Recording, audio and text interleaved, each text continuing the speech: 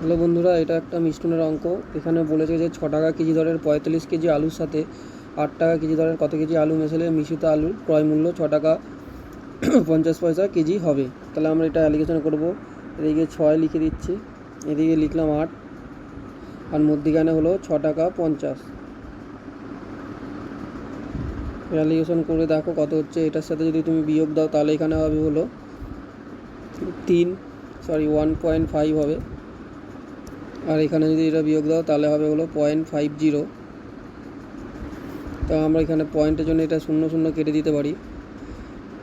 এখানে একটা 0 হবে, এই 0 পয়েন্টে 0 আর এই 0 কেটে দাও, তাহলে হচ্ছে হলো